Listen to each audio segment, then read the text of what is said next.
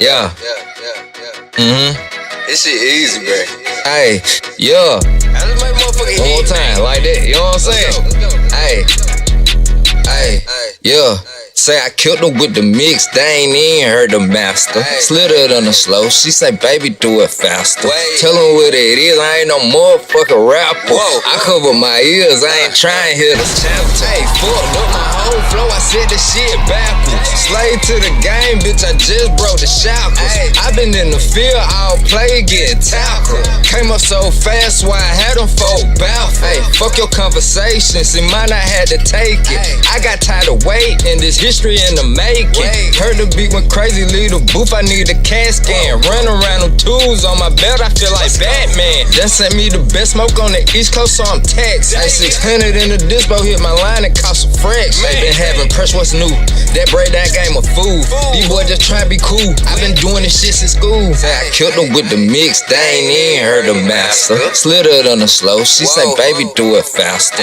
Tell them what it is, I ain't no motherfucking rapper. I cover my ears, I ain't trying to hear the chapter. Say I killed her with the mix, they ain't even heard the master. Slid it on the slow, she say, baby, do it faster. Tell them what it is, I ain't no motherfucking rapper. I cover my ears, I ain't trying to hear the chapter.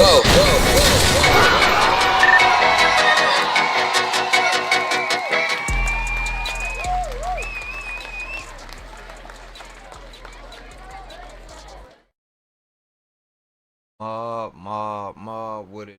Top of the morning, man. Y'all wake and bake with me. Let's get caught up, bro. Juvenile and Turk, add it. Lil Woody, Charleston White, add it. Pooh, Shiesty, Gucci Mane. Bro, everybody add it, man. What's going on? Salute the urban politicians TV, man. Stay on your pivot. You know what I'm saying? That's what that boy Ant say. Salute that boy, man. Let's see what he got on this Turk. On this Turk and Juvie.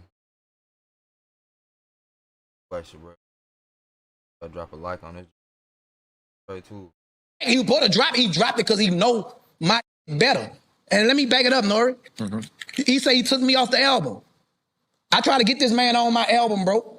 Juvie, Fresh and BG. I already had Bird on the album, but I ain't put the song out because I ain't want Bird off the album. I took him off the album. That's a petty Yeah, because I know niggas gonna be saying I'm trying to use him. Okay. This whole sound crazy.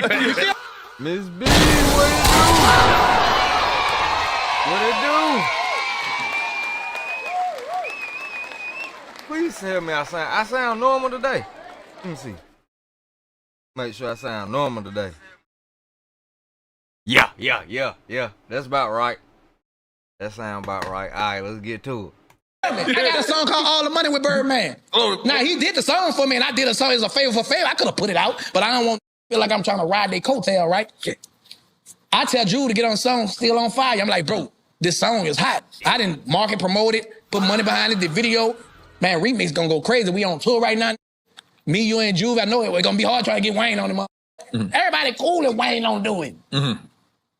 Man, that nigga Juve told me, it's something about that word still. I'm like, nigga, still, S-T-I-L-L, nigga, what's wrong with that? Man, it just seemed like you just lost something or something. Then the nigga drop a podcast called Still 400. That's wild. Still 400, that's damn near my favorite podcast right now, man. They just dropped one with me and X. KL on the track, bro. I gotta check that one out. They dropped the podcast with me and X. I know that's finna be fire too. Matter of fact, if I ain't got nothing to watch after we run through these videos, I'm gonna get on that. But that is crazy though. That is crazy. Turk hit Juvie with the song Still on Fire. You like, nah, that's still. Like, what you mean still? Like, we done like we ain't on fire no more. You know what I'm saying? Like, we gotta get back on fire. Like, then come with that podcast. I see the angle that Turk making, and I see the point that he making. He got a point, man. That's one of them things that'll make you go, what, nigga? Huh? Oh, nigga, huh? Granted, I do feel like Turk talk too much and be tripping. and probably talked his way off that tour. But you got a point on this one, man. You got a print. You got a print on this one. I'm like, what the After telling me I need to stay off of podcasts, off of line, them niggas do podcasts every week. And they interviewing nigga like Finesse 2-time, controversy. Man, NBA Youngboy Mama, controversy. You know what I'm saying? Bun B, controversy. Nigga, I thought y'all staying away from niggas. These niggas be in the media for speaking their mind. And that's when a nigga say it's controversial. That's all I do. Yo, it's Big Ant the Spokesman, baby. We back. Another edition of Urban Politicians TV. Make sure you stay on your pivot at all times, man. Had to come tap in as old Turk that jumped out there with the guerrilla marketing tactic, and he's back into it with Cash Money artists once again. And I had a link in the description where you can watch the clip in the beginning in full from Drink Champs as they just released this episode as Turk was their latest guest on there. And when I heard him say still, nigga, S-T-I-L-L, nigga, still. And I said, man, I can only think about Curtis Stone, the Bluff. Shout out to my boy Snow, man. Nigga say, we still drinking, still smoking, still living, still. We just still. We just still. Hey, boy, that's my second favorite line. That's my second favorite line out of that movie. The first one, when he like, they got the night camera on Snow Light shit, boy. Cake been baked. Whatever they gonna do, tell them come on with it. Fuck 'em. We ball. That's my favorite line in that movie, cuz. That shit's so true. Cake been baked, nigga. Whatever them niggas want to do, tell them come on with it. Fuck 'em, we ball. Then he hit him with that shit. We just still. We just still. I done said that so many times, bro. Hey, somebody asked me, hey, Mark, man, how you doing, bro? How you doing, man? Nigga, just still, bro. Just still. I'm telling you, it's so many phrases in this movie that I say on my day-to-day life every day.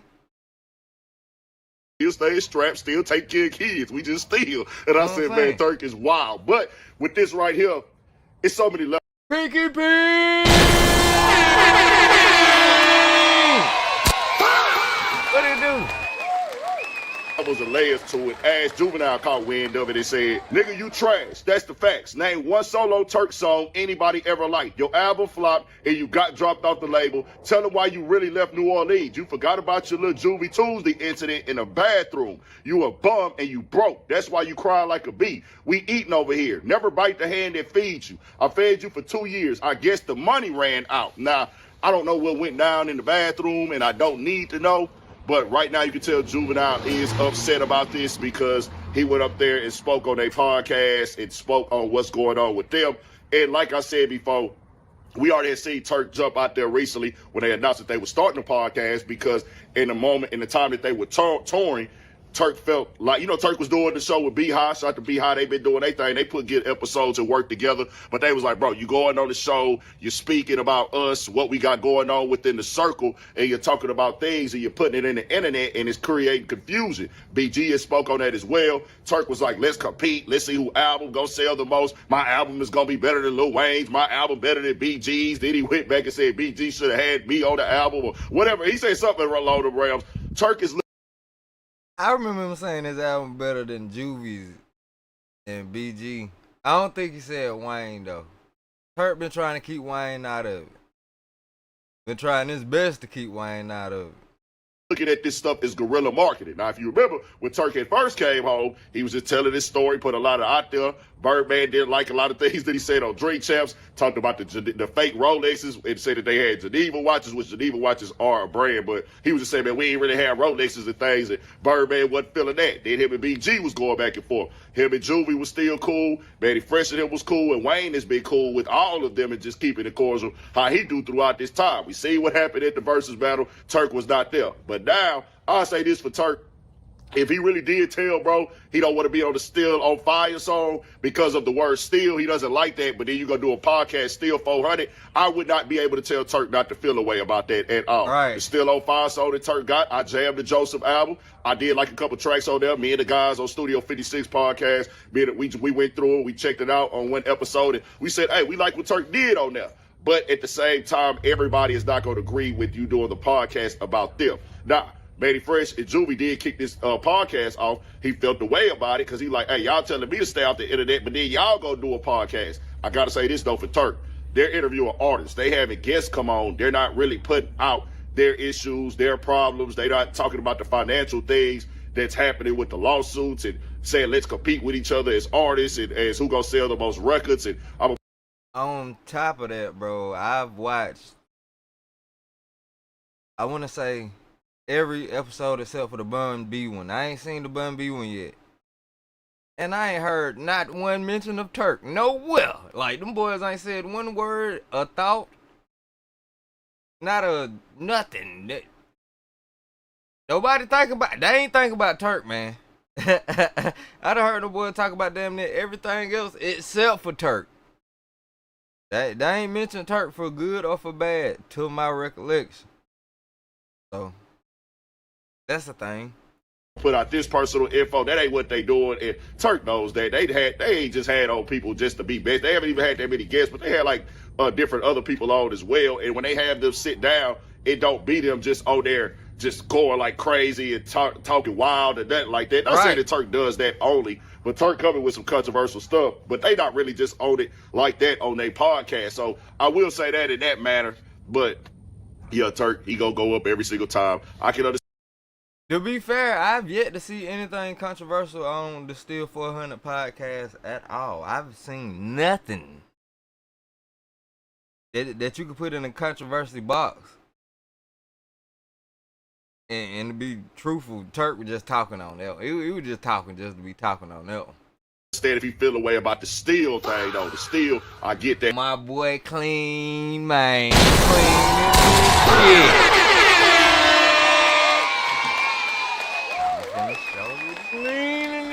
Clean what it do, what? We back, man. If you gonna put Still 400 after you told me you don't want to be on my song, the Still on Fire song, which has been Turk's biggest song since he came home, but BG wasn't feeling the song either. They didn't want to get on it, but man, there's so many levels to them going back and forth at this point. I grew up on Cash Money Records. I tell y'all that all the time. That's why I cover it. I'm a fan of the whole situation from a kid, bro. That's what I was jamming coming up. It was heavy for me every day in the car. Hot Boy albums. Now Turk, he didn't really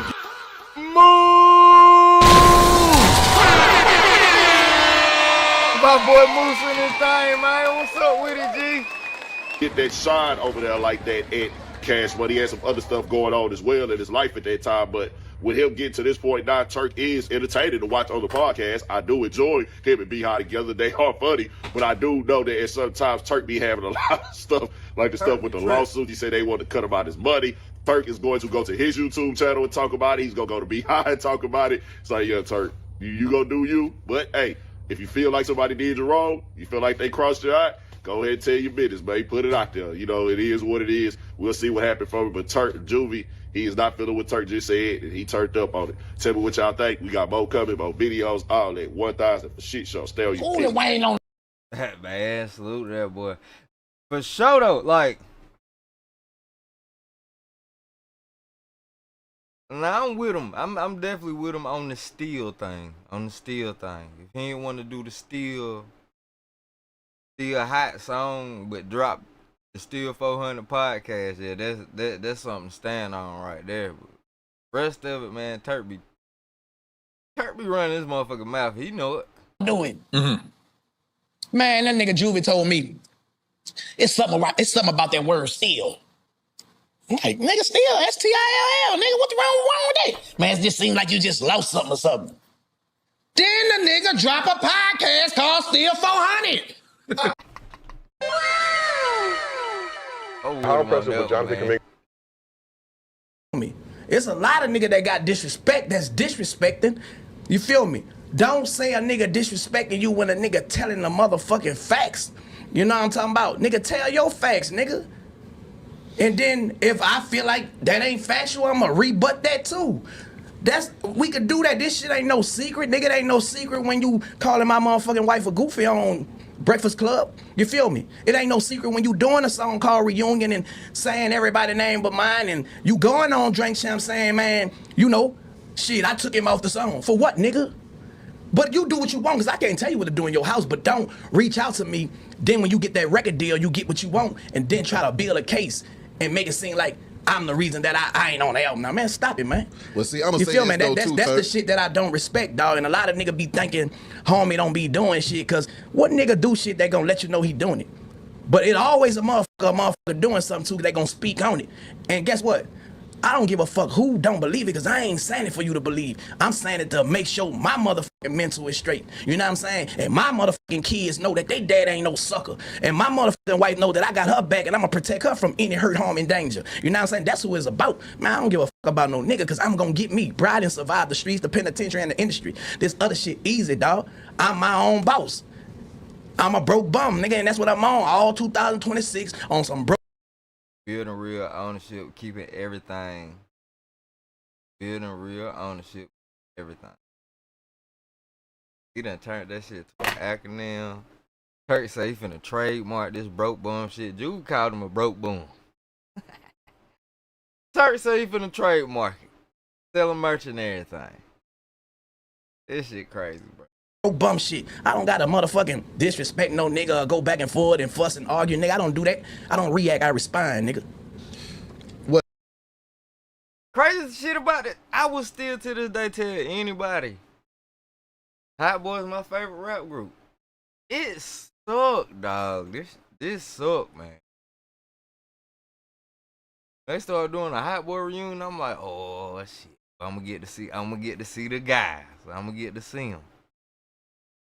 I was definitely, but I was gonna get me a ticket, boy, if they ever came through my side of town.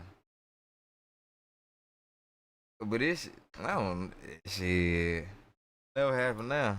We ain't gonna never get Guerrilla Warfare Part 2. I've been waiting on Guerrilla Warfare Part 2 since I was, what, 14, 15?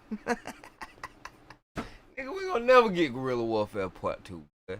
It hurts me though, Turk. I recall Manny and Juvie coming in here, man.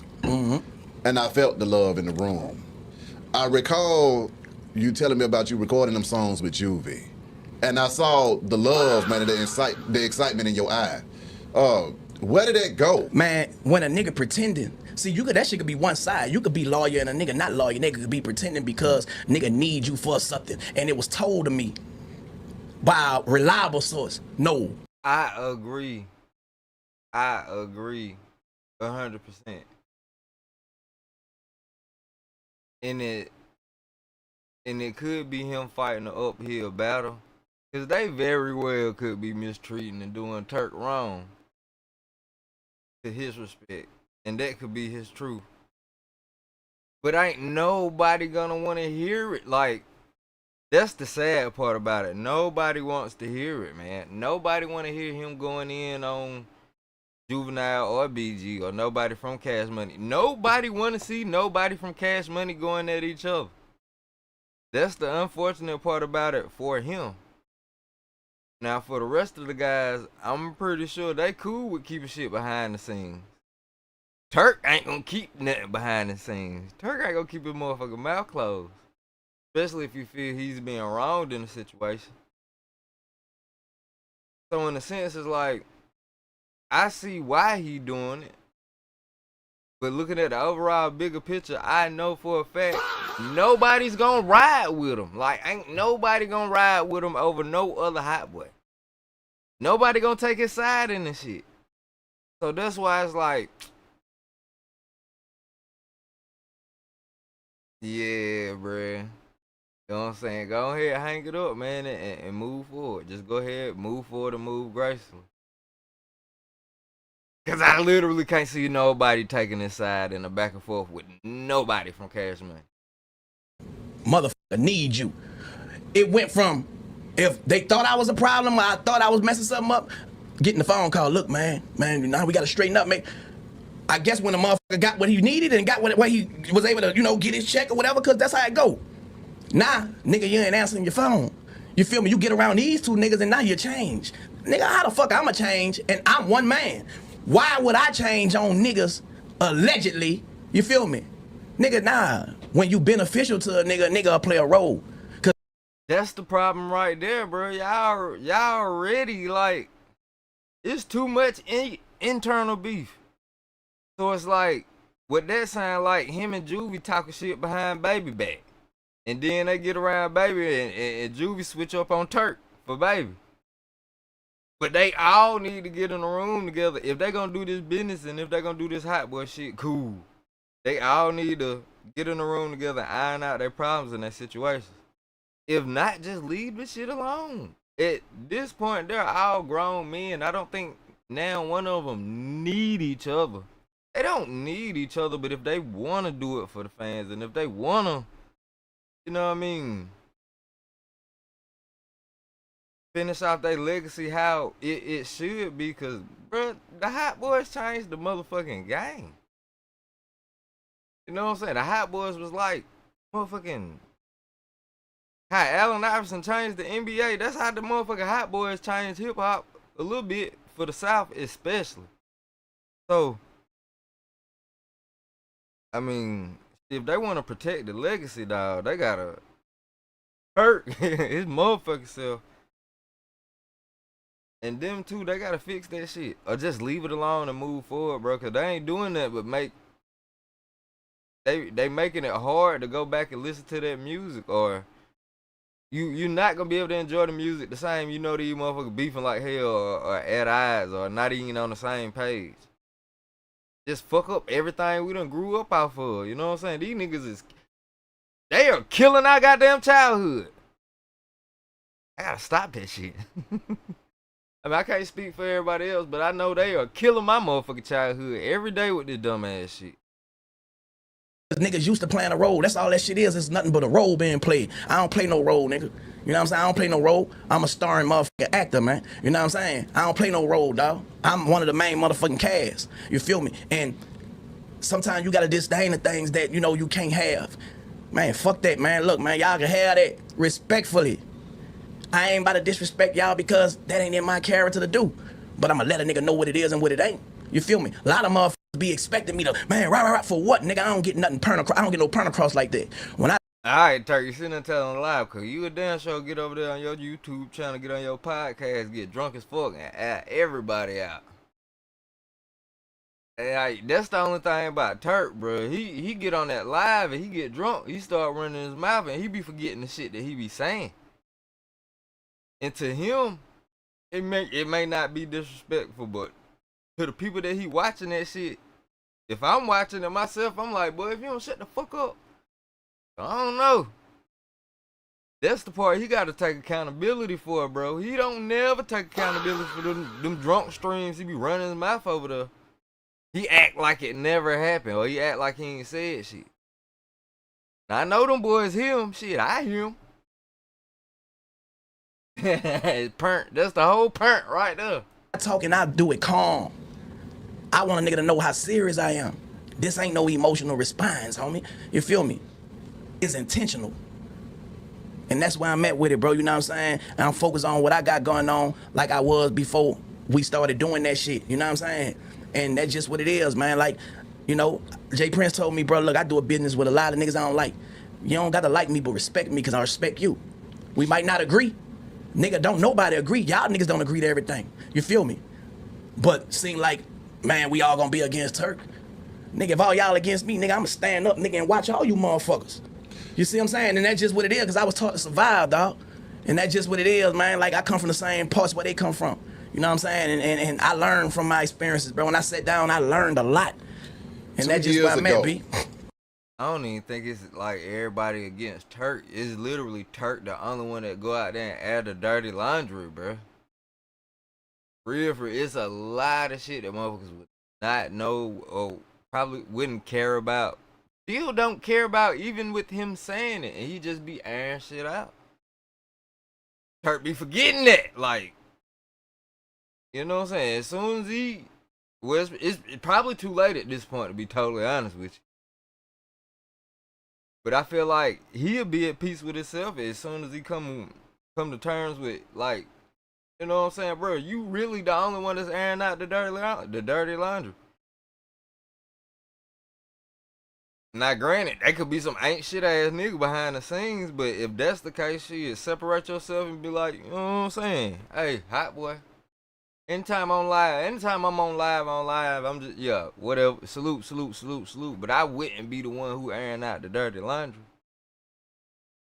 2 years ago, Turk, we sat in this room talking, man. And BG had just came home. And you were like, hey, man, it's time for this hot boy stuff again. We're about to bring the band back together. It's about to go down. Nobody had even said anything about it just yet at that time, but you knew that, hey, man, it was time. Mm-hmm. We campaigned on that, okay? We campaigned on that. We kept that shit alive. Turk and Beehive. Turk and Beehive, dog. I didn't use your platform to down no nigga, man. Nigga, it was time shit was going like it was going, nigga, and I cleaned it up. When niggas were trying to make fun of homie on Yeah, you clean it up after you go on live, get drunk, and start airing shit out. That's the problem, Turk. That's the, like, come on, bro. That's the part right there.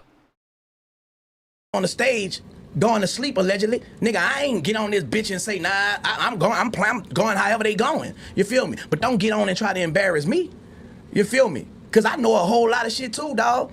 So when a nigga talk about family business, but then family business only apply when it's dealing with one of y'all, nigga, that shit gotta apply to me too. Don't play with me thinking that it's cool. Don't disrespect me, no shape, form, or fashion. Cause I'ma let a nigga know, bro, this ain't that. And that's just what it is, man. I don't give a fuck who feels some type of way about it, B. I'm a man, dog. Like, and if I gotta keep saying that, it ain't an amount of money in the world that could keep me from being a man, nigga. I don't sell my motherfucking soul up, booty hole, nigga. You know what I'm saying? That's when a nigga go against their morals and principles, nigga. You really gotta do it. It been time when all them niggas talked about cash money like dogs. Them recordings and all that shit out there, but you know what a nigga say, man, that's old. No, it's not. Cause if a nigga bring it back up, nigga will see, damn, I wouldn't even be back together with a nigga if a nigga was doing it like that. Nigga, I ain't do. To be fair,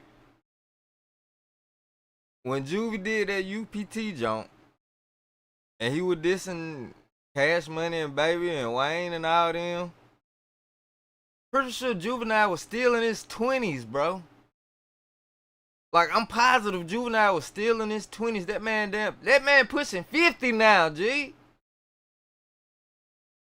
BG, Life After Cash Money. When he was doing all that dissing,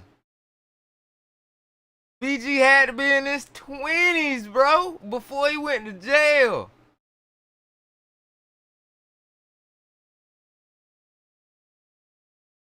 Wayne only went at Baby, straight up.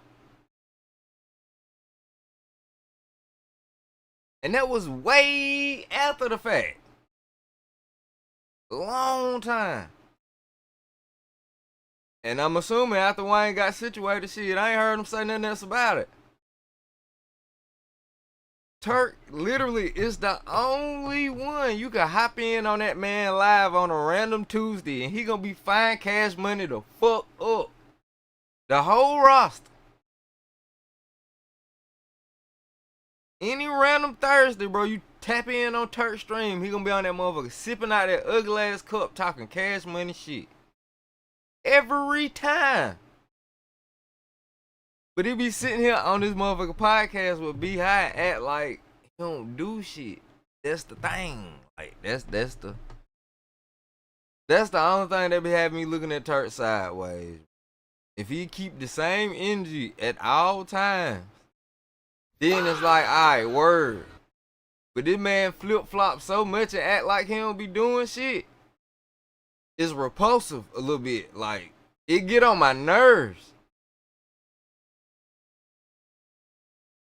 And Turk Defense Manifest told some family internal secrets. Nobody tripped. We gotta get to the core of why they really mad at him is deeper than rap. And that's the thing, bro. I had said, like, cool. If they gonna do the hot boy shit, all of them need to get together in a room together. Not this one on the phone with this one, then they get around this one and motherfuckers switch up. No, they need to get all in the room together and get everything on the motherfucking floor. Why you mad at this one? What's the real shit? What hurt your feelings? Like, it's a whole bunch of grown men with hurt feelings at that point, and they don't even wanna come clean about it. So boom, bro. What the fuck I did to hurt your feelings? We supposed to be brothers, right? Nigga, okay, damn, I ain't mean it like that, nigga. I thought we were better than that. I said that because you had said this. You know what I mean? Alright, word, damn. I fucked up on that part. Of course, nigga, I accept your apology. I ain't that mad. I don't like how you handled this. I don't like this shit right here. Like, I could be wrong. But this made me feel like that. You know what I'm saying? That when you did that, that's how I feel. Now, shit, I ain't saying I'm right. I ain't saying you wrong. But shit, I ain't like that shit. Like, they need one of them. If they gonna keep pushing this hype, if they gonna keep pushing the hype boy shit, and them not just leave it alone and leave each other alone, cause they ain't doing nothing but killing the legacy, bro. I'm telling you, this shit ain't doing nothing but killing the legacy and destroying goddamn motherfuckers' childhood, left and right. Mine included. Hell, mine personally, like, they ain't going nowhere with this shit. Damn right, definitely need a mediator, okay? Preferably a goddamn therapist, like somebody who could, alright, you know what I'm saying? Somebody who can keep that shit, you know what I'm saying? Keep the voices down. Hey, talk to a motherfucker. Don't holler and all that. Motherfucker don't talk over each other. Make sure niggas are listening to each other. Know what I mean? Yeah, them motherfuckers need therapy. Truth be told. The hot boys need therapy, B. Oh, man, they done hit my motherfucking childhood with an 18-wheeler and backed over that bitch. Then somebody hopped off the back of that motherfucker and pissed on it. My childhood is destroyed, brother. None of that funny bunny ass shit. You feel me? And I don't have time to even try to reiterate it or relive it. See, nigga be wanting to relive the past on me. You feel me? Whole shit against me, but excuse it on every fucking body else. My nigga, nah, nigga. This is 2026, nigga. It's different now. And I am that nigga. Go get it. Where she at, man? Hell yeah, where she at? We gotta say the hot boys, man. Me and SJ gonna say the hot boys, cuz. We gotta figure this shit out. So if y'all want to relive the past, okay, I relive the past when I remember it was friendly competition. So when I say my shit better than y'all, that ain't for you to get mad at me being disrespectful. Nigga, alright, nigga, your shit better than mine, nigga. You can't tell me, Juvie, that, nigga, I'm telling you, boy, my shit tough, I'm out. Maybe because everybody ain't hid. Nigga, we in the informational state where everybody hid now. That's why you niggas doing podcasts now and y'all interviewing motherfuckers who go viral. Y'all ain't interviewing no fucking Christians. You know what I'm Goddamn Turk. saying? So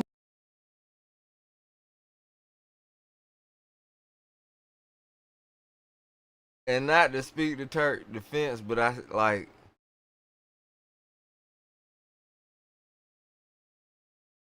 it seemed like to me he trying to get nigga, like some homeboy banter going on. And they ain't on that with him. It's like nigga Clean can say this joke, but SHP, you better not say that shit. And if we came up together, that ain't right. You know what I mean? That's the lame shit. It seemed like he getting treated like that, bro. It seemed like he getting it seemed like it's a lot of that with Turk. And that ain't right worth a damn. You know what I mean? But these niggas grown, man. I gotta figure that shit out. getting in it, but it's like y'all dipping y'all feet, testing the water to see. Nah, nigga, I'm in this shit, nigga. Well, what's getting me once again, though, Turk, but right. I was here. Slim got to do something. Slim and Wayne got to do something, because them the only motherfucker they listen to. And I don't even listen to Baby no more, cuz. Slim and Wayne got to do this. They got to do something. You went from campaigning to bring the band back together to saying you washing your hands. I'm washing my hand with that shit because a nigga forced me to do that. And before a nigga play with me or disrespect me, man, I have to do that for what's best for me. And another thing too, bro, I can't even get mad at Turk about, like,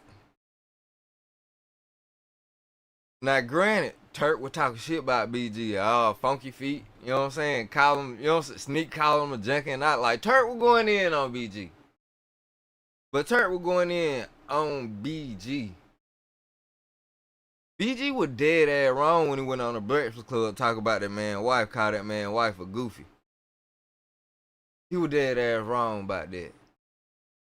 And I ain't see like I ain't see a lot of people chastising or going in on BG or even making a big deal about that. Motherfuckers swept that under the rug, like laughed it off type shit. And if I'm Young Turk, like, nigga, what? Fuck this rap shit, bro. Don't say nothing about my motherfucking old lady, man. You keep my. Well, this shit gonna go Will Smith, goddamn. Will Smith, Chris Rock real fast. Like, you gonna keep my wife's name out your mouth. Fuck all this podcast. Like, you know what I'm saying? You know what? Internet out the way. Don't do that no more. For what you do, don't do that no more. So, to that respect, like, you know what I'm saying? I gotta feel Turk position too, cause a lot of it could have been Turk just misreading the room, thinking thinking shit we were cooler and thinking we were closer. Like, damn, I thought we were better than that. I thought I could get away with a joke like that. Okay, all right, cool, fuck it. I ain't gonna talk about you like that no more. You don't like that, cool, my bad. I thought we were better than that. It ain't that. But shit, boy, look, check this out now. I was talking about you. I ain't said nothing about your old lady. So, like, you know what I'm saying? Matter, fuck that hot boy shit, you know what I'm saying? I lay down in the bed with this woman every night. You know what I'm saying? When I was in my bed, my old lady held me down, nigga. Y'all niggas was doing whatever the fuck y'all was doing, cuz, like. And I don't remember nobody saying nothing about no free Turk. Nobody. I don't remember my soul screaming free Turk, so, shit. In that respect, like, you know what I mean? I called Turk out a lot about the flip-flopping and shit that he be doing, but I gotta be fair. And I ain't gonna say, like, that man wrong for, you know what I'm saying, speaking up and defending his old lady, cause shit, fuck a nigga.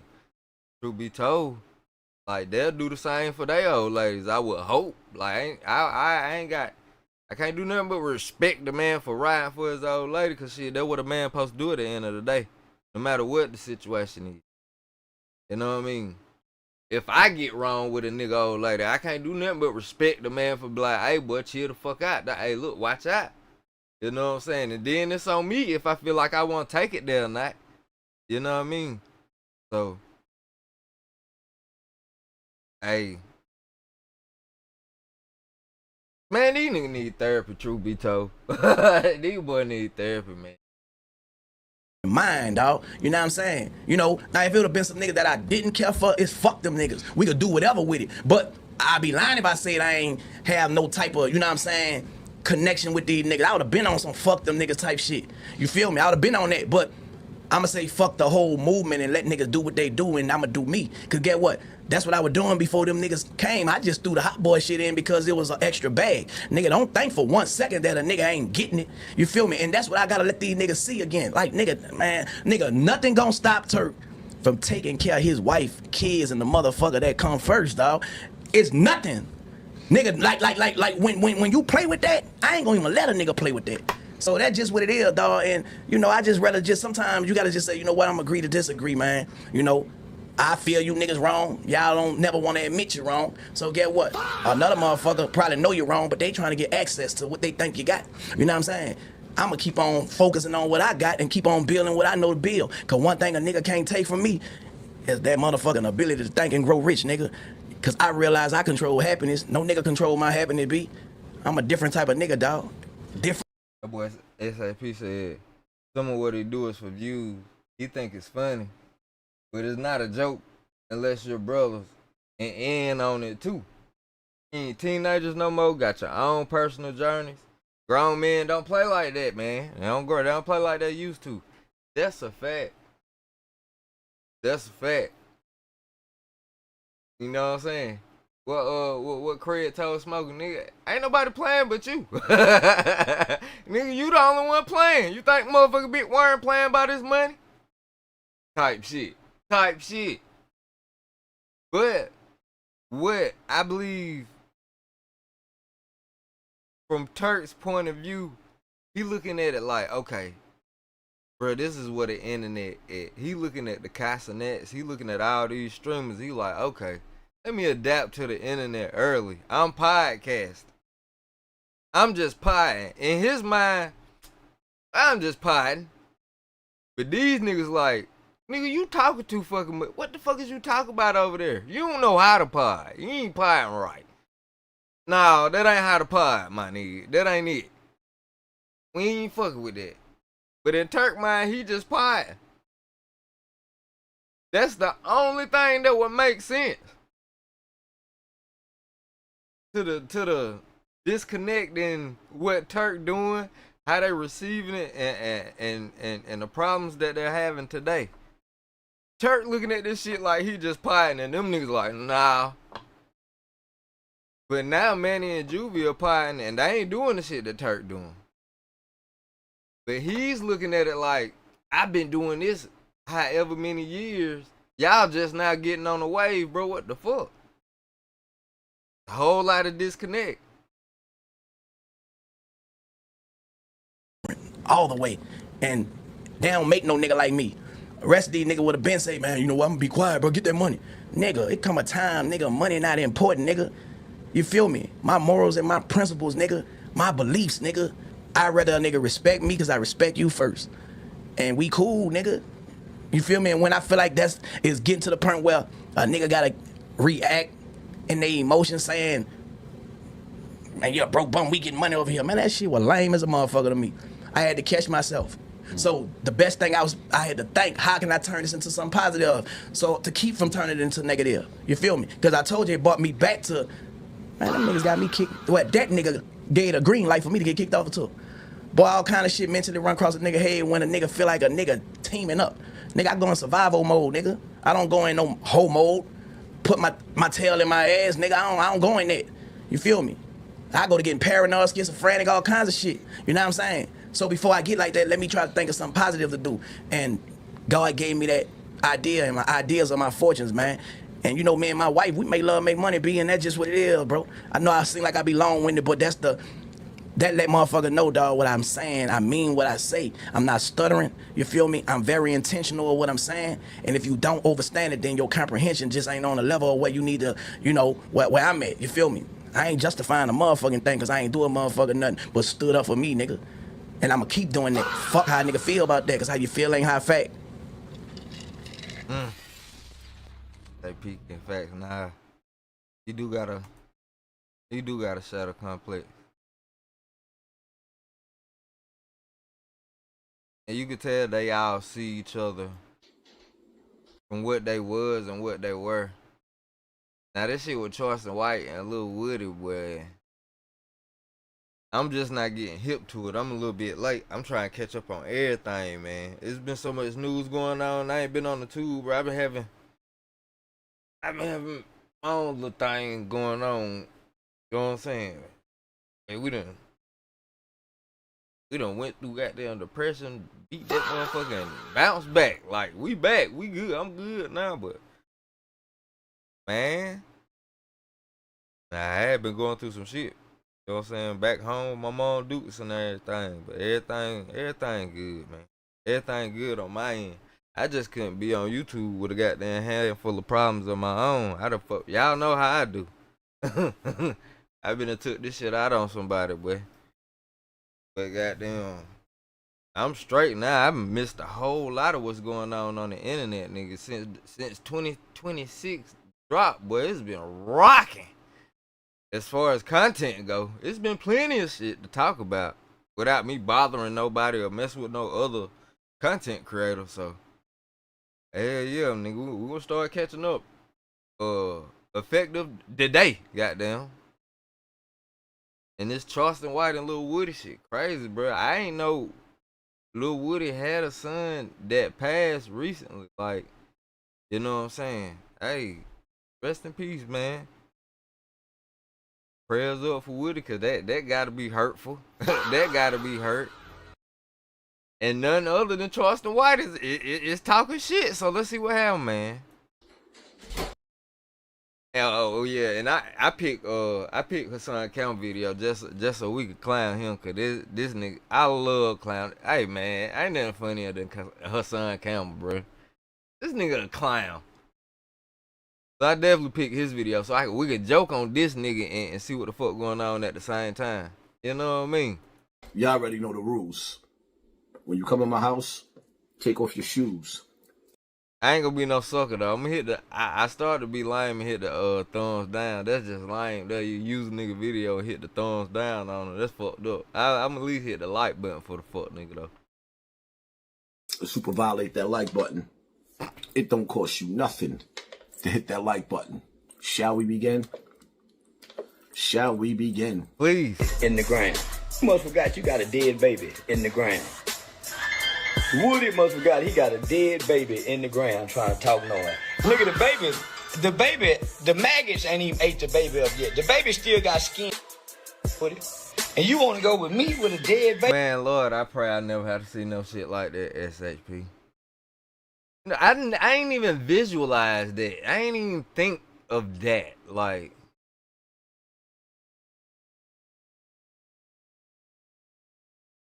and man, Charleston is ruthless, bro. Woody, you want to go with me?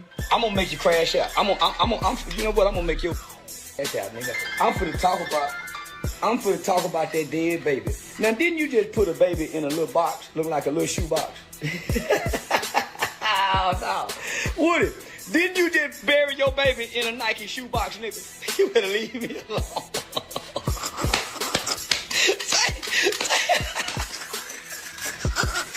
Bro, that shit ain't even funny. Say, didn't you just put little William in a shoebox, nigga, and put some sand on top of him? You better leave me alone, boy. Before I have your whole family. Bro, that ain't even funny, bro. Not even a little bit, bro.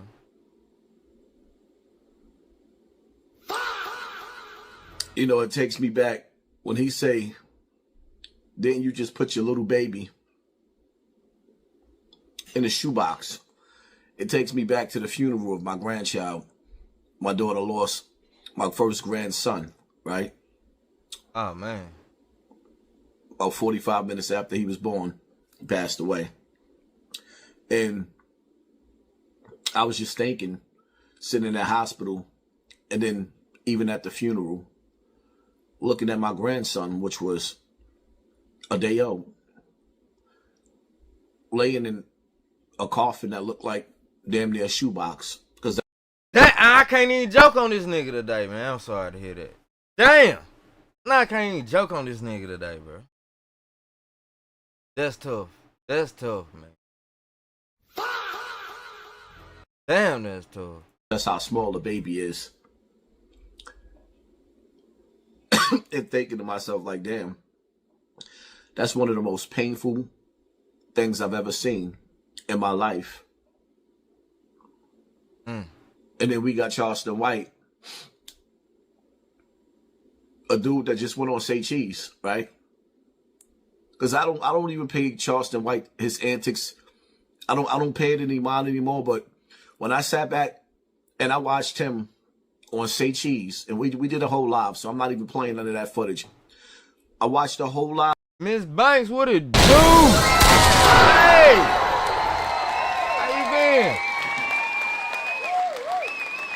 Of him accused Say Cheese. Ravens Queen, what it do? How you been? Whole live of him accused Say Cheese of being bad for his brand. He accused you, Say Cheese, he accused your brand of being bad for his brand and your titles of making him lose deals and being able to sit down with the Jewish community the way that he want to and getting those sponsors. And as a black man, I know we all make mistakes, and I know sometimes we can all say things that can be real mean, and sometimes when we're angry. But what turns my stomach is the fact that Charleston White actually spent the whole hour and some change going on Sean from Say Cheese or whatever his name is, going hard on him, telling him that black people is bad for the brand and black titles is bad for the brand. It felt like at that moment he had to clean it up and clean up his image so he could be a part of the white man. He didn't want that title or those titles, and he didn't want that look anymore because he wanted to fit in with the white man. So now that whatever those opportunities that came and passed, Hey, I'm over damn near Gilly hat, ain't it? So he feel like he don't have to act like the uppity Charleston white that he's never been. He can go back to saying some of the most disrespectful things that you could ever say about black children, a black father with a black baby, to the black community, and y'all laughing about it like it's funny. I don't see nothing funny about it.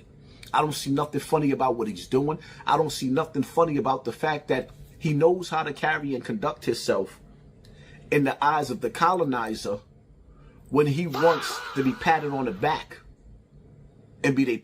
He got a beanie and a skull cap, and there's still some room on the sides. I bet you can put 2 fingers up under the side of that jump, bro. I'm telling you, that's one of them Gilly the Kid hats.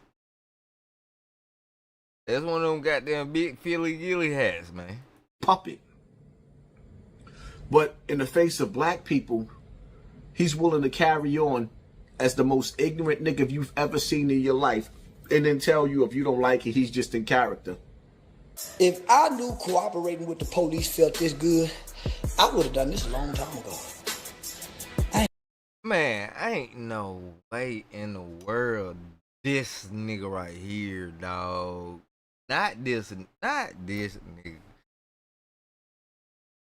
I can never let this man get up under my skin, bro. Ever in life. It's like,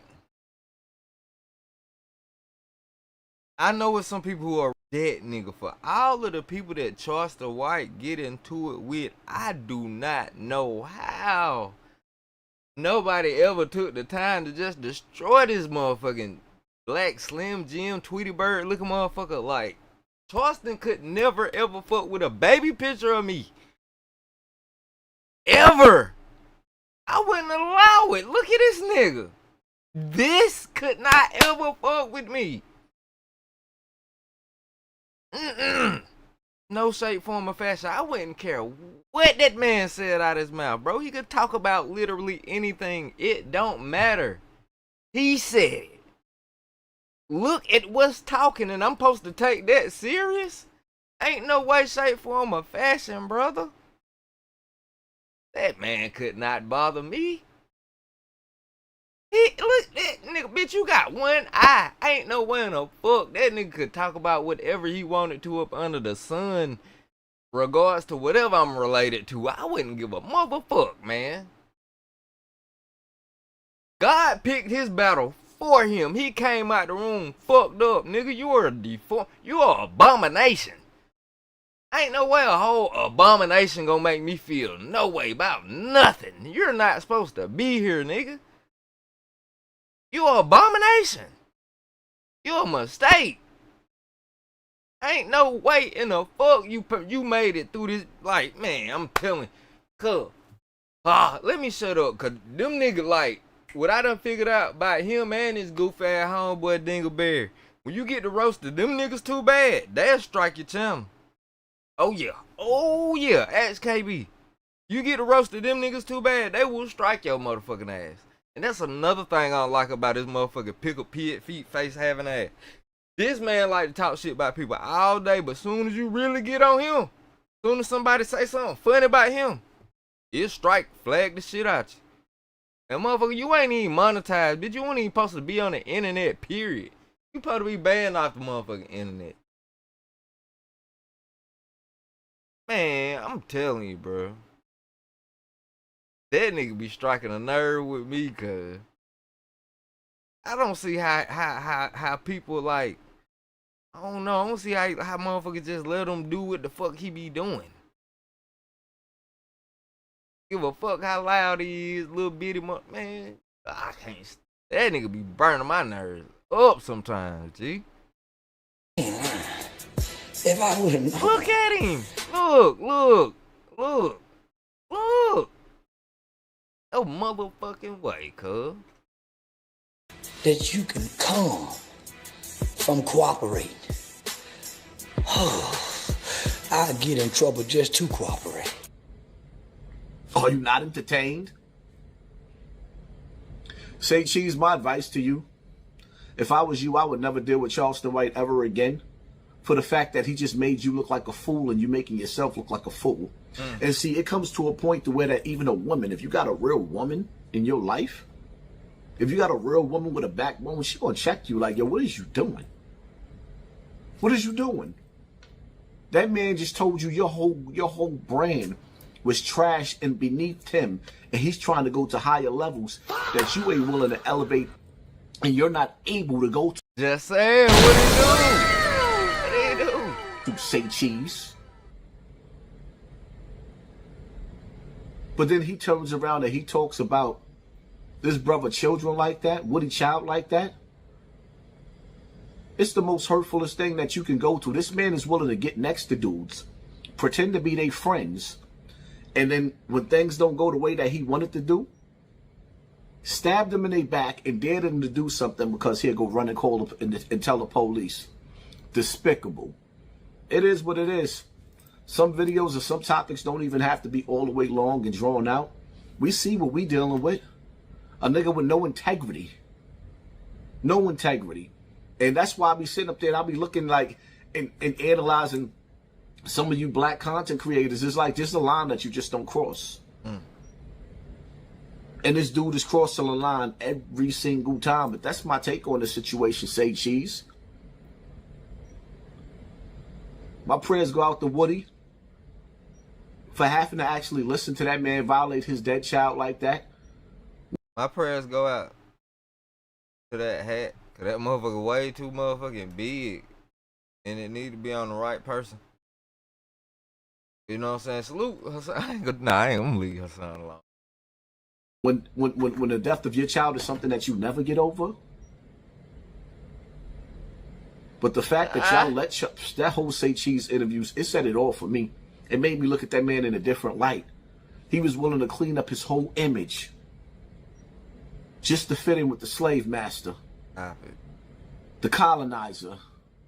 But his own people, he would trash his own people as if they was the doodle up under his shoe. It is what it is, man. Hit that like button, hit that share button, hit that subscribe button. To be fair, I done heard Charleston White talk shit about everybody, so I can't even rock with that all the way through. But shit, man. What going on with Pooh Shiesty and Gucci, man? Hey, yo. They say Pooh Shiesty the goddamn rock. That man. Hold on, let's see what the fuck going on, man. I gotta talk to y'all real quick because the internet is officially cooked. Now I wake up, open my phone, and y'all. Gucci Man was a legend. Kid scrapped by Pooh Shiesty and held at Fun Point until his release. Oh shit! Until he released him from his contract. Telling me Pooh Shiesty robbed Gucci Man. Not only robbed him, but kidnapped him and made him sign paperwork. Do y'all hear yourselves? This is Gucci Man we're talking about. Mr. I'll drop 10 bricks on the floor just to flex Gucci Man. So let's talk. Nigga, the Gucci Man, nigga, Gucci on medicine now, man. That nigga don't be spazzing out on folks no more. That's fucked up. They gonna fuck around and let Gucci go off his meds, see what the fuck happening. Try that nigga off his meds. Dude, I wish they'd have did that shit off his meds. Everybody would've got shot in that motherfucker. That's fucked up, man. Talk about where this rumor came from, what Gucci did, and why y'all gotta stop believing everything Twitter University teaches you. So random internet voices started pushing this story saying Pooh Shiesty allegedly ran down on Gucci, took his jewelry, and forced him to let Shiesty out his contract. And let me tell y'all something. Not one police report, not one video, not one witness, but y'all ran with it like it was CNN breaking news. This is yeah, nah, I ain't gonna lie, I seen that motherfucking story about a couple days ago. And I was like, ooh. That'll be a good video right there. I know that'll get a couple thousand views. I ain't dropped that shit though. Why rappers don't address rumors, because once a person lies, 1,000 people remix. And then the unthinkable happened. A photo dropped yesterday, and it looks like it's Gucci Man and Pooh Shiesty in the middle of a scuffle. Now, I ain't gonna lie, when I saw this photo, I thought that maybe, you know, it was some new discovery that came out, but after looking at it for a very long time, I realized that this might be AI. Now, you know the internet is cooked when they start making up fake images to support a narrative. CP3, what it do, bro? Hold on, man. What's going on, bro? This shit real or not, bro? They trying to create some internet buzz. That ain't even true. But you know, we still can't tell. So we still don't know, but I'm saying that this is fake. Now, when this picture hit the internet, Gucci Mane doesn't even say a word. He just simply posted a picture showing his jewelry and writes the caption, "We only roll diamond splits." That's Gucci's language for I'm alive, I'm untouched, and I'm richer than ever. If Gucci really got robbed, kidnapped, extorted, you think this man will be posting motivational quotes and diamond pics? Stop it. Now here's the reason y'all tried this narrative, and the internet believed it. Well, damn. I'm glad I ain't dropped no damn video talking about Gucci Mane done got robbed. I'm glad I ain't run with that story, boy. See, that's why you can't run with everything, man. Sometimes you gotta wait, boy. You can't be first on the internet with the video trying to get the views all the time. That's how you look stupid. And lose credibility on top of that. Man. Bro, I'm telling you, bro, AI is whooping the fuck out of us. Cause just think about it. If I'd have ran with a story like everybody... Once motherfucker find out the truth, they gonna be like, well, damn, didn't the mob on them cut nigga goddamn, he one of them niggas talking about Gucci Mane got robbed. That nigga don't know what the fuck he be talking about. Like, that's what you don't want, right? I'm telling you, that's the only thing you don't want doing this internet shit. Run with a story too motherfucking fast, acting like it's factual information, then the truth come out, you gonna be looking stupid. Now you might well make satire videos at this point. Shit, your shit can't. Your channel ain't no credible source for shit. Number 1, Pooh Shiesty just came home. Number 2, Gucci been low key. And number 3, y'all love the idea of artists falling out. Plus, there's this fake narrative that Gucci loses artists or they gotta escape him. But let's be real, Gucci doesn't need to trap artists. Hey, Granny said she late had a fix or something.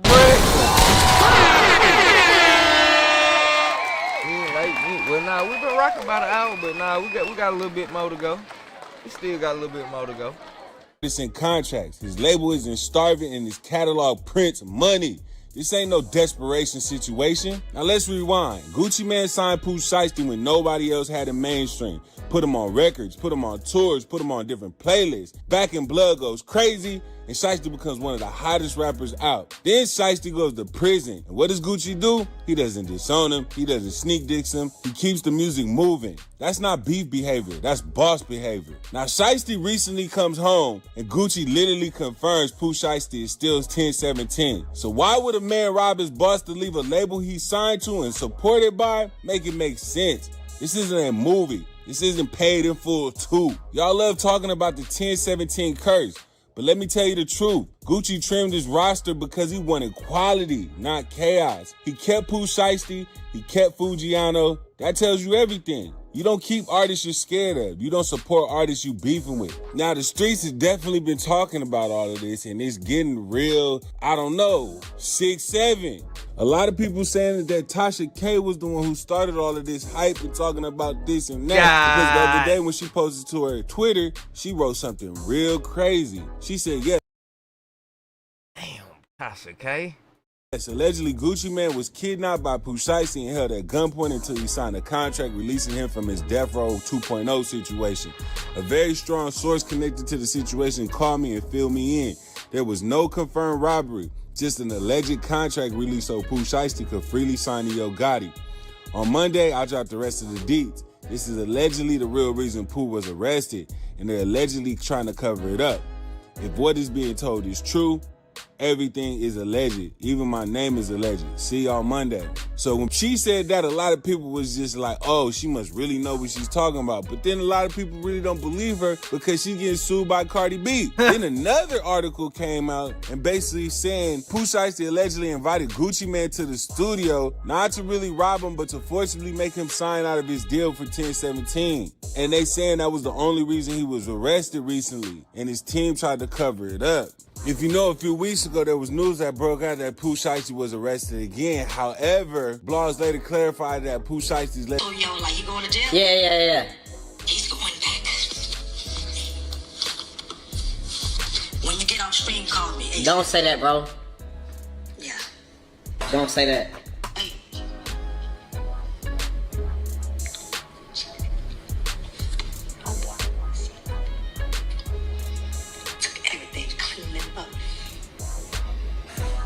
Are you serious? It hasn't hit the streets yet. I hope you lying. Bro, last time I was lying to you. No, you didn't lie last time. Okay then. Remember, I always get the shit first. Hey, he got the count. Yeah, I gotta talk to you at the stream, bro. You about to? I'll call you in a little bit, bro. Yeah. No, bro. This shit never ends, bro. That shit damn near made me on the end stream, gang. See, this is why the internet gotta be cool. Whack 100 and Adam 22 reacted to the rumors that Pooh Shiesty got robbed. What y'all think about this? Story that's going around that everybody's scared to report on, and this is just a rumor, is that basically Pooh Shiesty and Choppa Gang ran down on Gucci Mane, relieved him of some of his possessions, and basically forced him to sign a contract releasing Pooh Shiesty from 1017, the label. Okay, well, here's the thing on that, right? That's what a lot of people are saying. I'm not saying it's true. I'm just saying a lot of people. I hit a couple of industry insiders just to get their thoughts. Like, yo, you think this is true? They all heard the same rumor as me, and they all weren't able to confirm 100%. Okay, so here's the thing, right? It's one thing. If he got a release, then maybe some truth to it. Yeah. If he don't got a release, there's no truth to it. But I think it's bullshit because why would Pooh Shiesty's... We haven't heard Gucci Mane mention any of this. And why would Pooh Shiesty's team put that out when this is identical to the same type of case, controlling case, he just did time in the feds on? And I agree, that sounds insane. To get out of doing 4 years in the feds and then immediately do something that would basically get you right back in the feds. No, that's not insane. Insane is your team putting that out there. But nobody's putting it out there. This is just somebody had to put it out there. Listen, loose lips sink ships. I've just been hearing about it. I'm guessing that they're probably trying to not have it be out there because nobody wants to see it back to the feds. We haven't heard Gucci Mane say anything. Would you if you got the shit beat out of you and had all your shit? That's my point. So that means it would have to come from the Pooh Shiesty side. Listen, he's still in the White House. That is true. So, like, you get what I'm saying? Like, bro, it gotta be some bullshit. Like, where would this have taken place? Pooh is in Dallas, right? Pooh's in Dallas. But what I'm saying is, maybe they got some internal shit going on, but to say Gucci was robbed and Pooh Shiesty team is talking about it. Yeah. While he's in the halfway house. And this is super similar to his controlling case. Well, but the guy he caught with the green Lambo was just basically him meeting up with some random ass trapper. It was him what? He met up with some random trapper. A robbery? Pulled out a Draco. A robbery. Okay, yeah. Okay. Right? A little similar, yeah. But so what I'm saying is, I don't want to believe that Pooh is that damn dumb or his people is that damn stupid to say these things if this happened while this man is in a halfway house and if the so-called victim hasn't spoken. I ain't gonna lie. To me, this robbery story is a Twitter fairy tale. Here's my verdict. Gucci Mane did not get robbed. Gucci Mane did not get kidnapped. Pooh Shiesty avoided zero smoke. What did happen was the internet made up a story, Gucci flexed instead of explaining, and y'all fell for it. Now let me know what y'all think. Drop a comment. Do y'all think the internet went too far with this one, or do you think something's still brewing behind the scenes? Like this video, subscribe, and I think something going on for goddamn sure, but I don't know if Goop got robbed. I don't know if Walt got robbed. I feel like that man would have went off his meds and would have been crashing out real bad if that was the case. We've been check out this Still 400 podcast. Look, Still 300. Got the Still 400 podcast. Easy gone. I'm gonna put the link in the description so y'all can finish it off, because that's probably what I'm gonna do. Yeah, X, KLC, No Limit Records. Yeah, No Limit. Cash money on the pod. Let's get it. Slim say, your breath smell like buku poo. So the man is like, it does. Your vowels are foul. Your vowels smell like bowels. The fuck?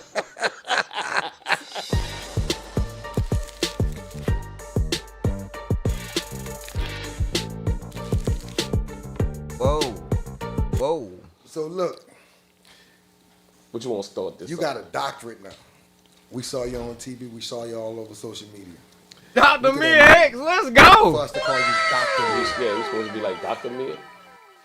If you want to. We got Dr. Mia in the building. It is Dr. Mia. It feels so good, especially, you know, from where we came from. Yeah. I never saw it that far. So the fact that people was following me my humanitarian efforts and told me that they wanted to present me with a doctorate, I was really, really happy. Yeah, that's one for the hood. That's one for the 7 Manny. That's one for the hood. Y'all give it up for Dr. Mill. Yeah, for the 7. Let's start with the 7 one. Let's start it. You got third one right here now. Hey, Come on now. I ain't by myself now. Start this now. One time, listen, the third wall just had a wall about roaches not too long ago, a couple episodes. And the 7th, we talking about love, peace, and hair grease. Y'all like, who got the biggest roaches? Hey, man, we have some big... But look, I got another question for you. You know, you got a lot of accolades in life, right? But one of my other questions are, how did it feel just receiving that award from Joe Biden, from the president? I saw your face. I was so excited. It was overwhelming. You know, I was just filled with joy. I was wishing that my parents were still here so that they could see it. Right. But for the most part, like I said, just coming from where we come from, right, and never even thinking that we could dream to be in the same room with politicians and certain people, and now those people actually look up to us for the things we've done. So, yeah, I was very, very happy, but more excited for what it meant for me from where I came from. Right. I understand you. It's one of them situations where I could just see a politician, you know, after they get voted into office, and they break down. And they say, oh, what up, get up, what up, get up, get up, what up, get up, get up, come on. Now, look, I think they would have took it back if I would have bust that one. They would have took that doctorate back. Hey, you're a legend in the city. You're one of those people that a lot of females look up to, a lot of young girls look up to because your entrepreneurship and the fact that you're doing businesses and you got all these businesses. Do you look at it as being an entrepreneur or somebody that's just a role model for the females? Because I know you really, that's big, something that's big for you.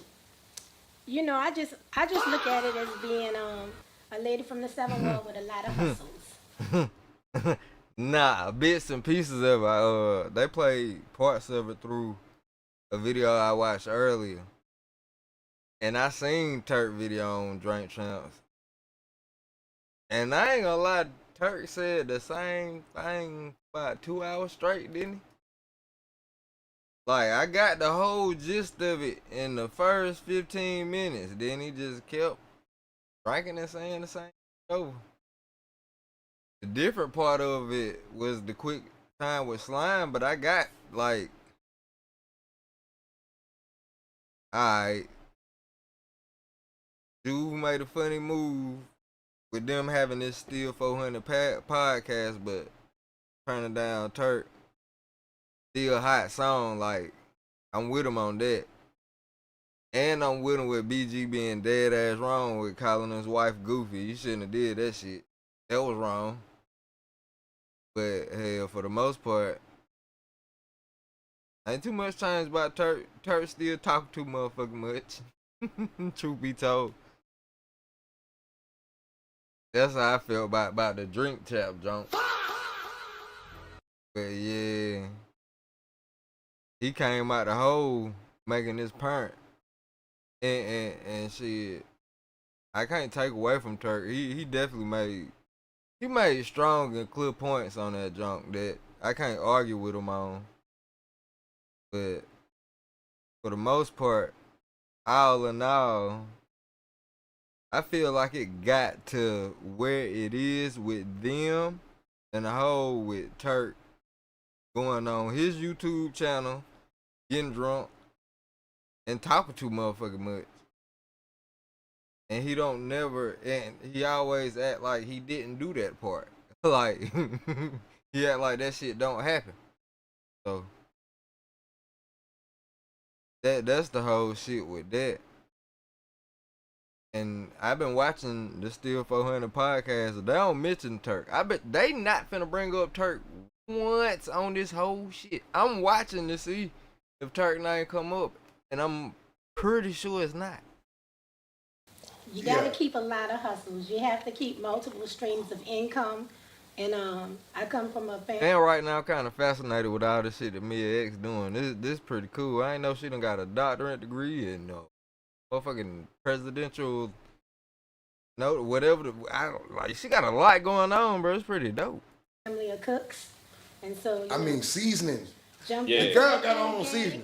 How they said, the boy got his own money. The girl got her own seasonings. You know what I'm saying? She got her own seasonings, man. Y'all gotta check her out, man. But not just that, you got the juvie juice. It's good. I'm sipping on it, but I decided to make some juvie wings. What? Yeah. 400 degrees sauce, but everything is made from the juvie juice. Oh.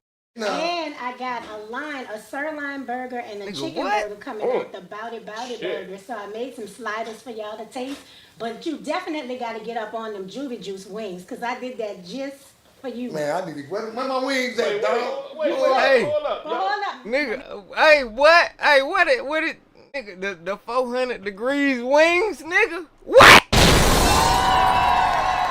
From Bout It burgers, cuz. I'm fucking around getting fat, nigga. Oh my God. I know me an ex-husband, 400 pounds. This nigga gotta be fat, boy. He gotta be big, cuz. I know she keeping that nigga fed right. 400 degrees, nigga, that shit sound, my mouth started watering a little bit. Pause. Like, nigga, what? Bout it burgers. Them motherfuckers gotta be hitting, cuz. Give me one. I don't give a fuck what's on it. Give me that shit now. Man, you know you're gonna eat them. Oh, I'm definitely. gonna I just wanted him to see how I'm testing this product out. I'm twerking this product a few different ways. I just want to get Polo Shorty now. He over there all just mild-mannered. He mild-mannered over there. We ain't said nothing to KL yet. That's you know the what I'm taste saying? tester. That's all right, so KL came over. That's how you got about her? The best beats. He got the best beats and the best taste buds. Look. Yeah. That's why Turk gotta chill out with all that shit. I hate to blame Turk, but again, bro, that's why that man gotta relax, cause he be like all the extra shit, all the arguing, all the hopping on 5,000 different podcasts saying the same thing over and over. You ain't doing that, but hurting the brand, my nigga. Jambalaya and chicken. I found out that was the weakness. Bring that in, bro. Bring that in. So, for Kale, what's your favorite meal that Mia cooked? She just said jambalaya. What made you like the jambalaya and chicken? When we started, talking about watch me bite young lady like album, right? Hey, man, I got straight on that Bout It burger. Man, ain't hesitate, boy. Give me that bitch now. Let me get on that. Fuck I'm talking about, cuz. Yes, sir. She made it convenient to where once we got to the studio, you didn't have to leave for nothing. So the hustle. Look, he ain't even passed Juvie the plate or nothing. God, boy, man, it tough, boy. Studio session turns out to be like a picnic. No. It was like Thanksgiving in the studio. So whatever was needed, alcohol, food, you didn't have to leave for nothing. It just like that jambalaya and the wings just clicked. Even like to this day, everybody felt. Well, that's why they was in there making them motherfucking hits, boy. They had the motherfucking good drink on deck, good smoke on deck, good eats. And you ain't gotta leave the studio. You wash your ass going that big. Let's get it, boy. You got the slaps on deck, these beats fighting the motherfucker, cuz. Oh my God.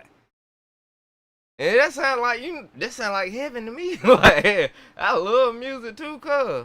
Nigga, this my job. All I gotta do is come here and get fucked up, eat good, and make some goddamn slaps, nigga. Let's get it, bro. Damn. I should have been No Limit, nigga. That album was cheated because she made the beats, she made the food, so she got the better beats. That's fine. I ain't mad at you. I ain't mad at you, Mia. Whatever. I cooked food. Any writers that came, I cooked food. Right. I always was hustling everybody with the food. But I think that's always been your personality. So Mia, I want to know, was your ultimate plot to, I'm gonna get the best food, I'm gonna get the best beats? Yep, it really was. It worked. It worked good. And even with artists, wanting artists to like do records with me, I find out what they like. And I cooked the food, and then I said, well, I have this record I want you to get on. Oh, you ready, Mama? Yeah, I'm ready. I think she done got me. I'm about to grab me a wing. That's right. That's right. Come on over here, bro. Grab you something. I already been on mine. I already done this. So a lot of Fuck that. Let me get up in that bitch. Let me get up in that bitch, man. Fuck that, cuz. Watch out. Hey, boy, I know my boy right here sick, boy. I know my boy over there sick. Them niggas in the band gotta be looking like, come on. Y'all just, god damn. Ooh, I hope they ate before they came, cuz. Imagine you one of them niggas in the back looking at them smashing on them burgers and them wings, and you know they fire. You can smell that shit under. You know them shit's fire. Big boy right there, I know he want one bad than a motherfucker. So KLC and Dart got a drum machine together. MP6. Wait. So basically, motherfucking Cash Money and No Limit was all mixed up. These niggas was all on the wrong side from the jump. Like, that's crazy, nigga. Oh my God. Hey, look, okay. Childhood getting restored. Peace.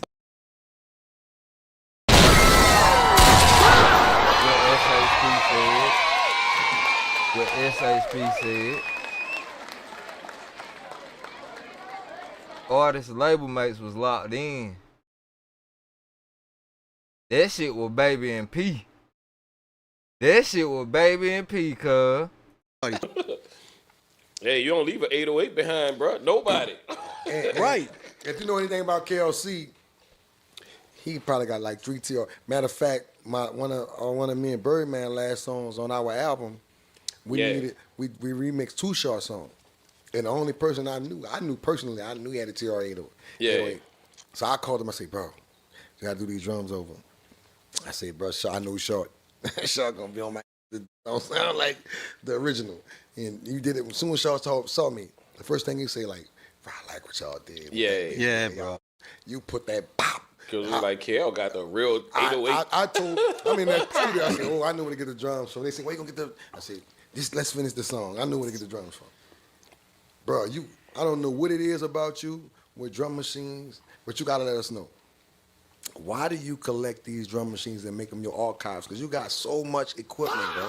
Man, because when we started, first, he on that too, that I used to always look at these Mantronics album cover. Yeah. Whatever he had, that's what I wanted.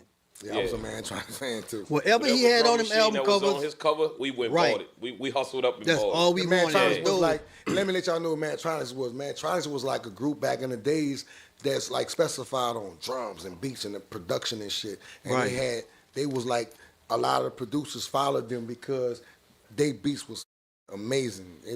Well, what made not it crazy? so much the raps, but the beats. It was New York. Mantronics is New York based, so that's what made it. And it sounded southern to us way before the southern sound was even created. And we was just like, how is he doing this? Right. Like, that was the factor of how you figured out how to do it.